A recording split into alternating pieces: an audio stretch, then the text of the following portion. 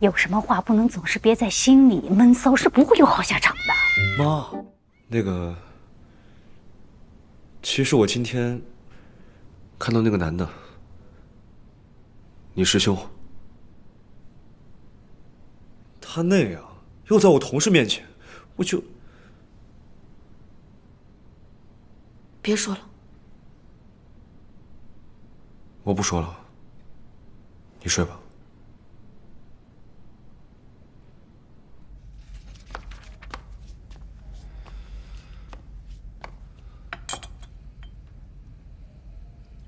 被赶出来了。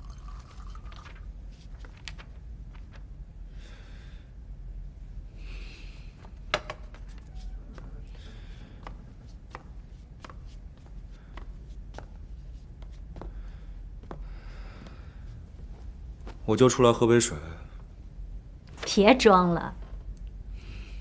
不过说实话，你从小到大这么多年了，我还是第一次看你会让别人。都说了不是。哟，这又不是什么坏事儿，让人挺好的。你呀，就是这些年活得太紧绷了，都快憋出病来了。其实我觉得，你跟青青在一起挺好的，最起码，你跟以前不一样了。所以，就算最后没有结果，妈妈也会支持你的。谁说我没结果了？不是，他明显对你没开窍嘛。你说你也是，整天冷着一张脸，人家又不欠你钱。是，他是欠你钱，可你也不能总那样吧。有什么话不能总是憋在心里，闷骚是不会有好下场的。妈，你怎么能这么说我呀？好了好了，我也不跟你叨叨了。你呢，就好好按照我说的去做，帮妈这儿媳妇拿下。哎呦，我累了，我先去睡了。你也早点休息啊，晚安。晚安。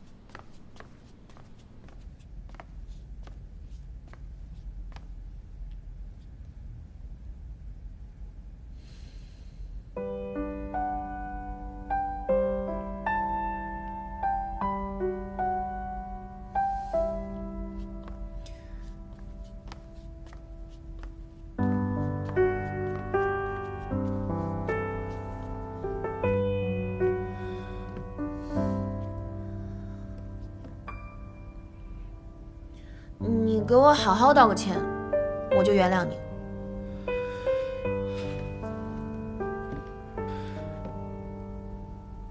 对不起，今天是我过分了。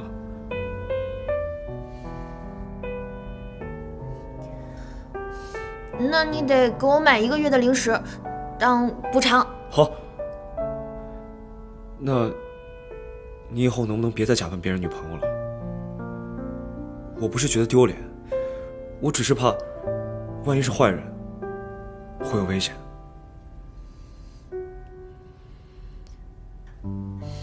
好，我知道了。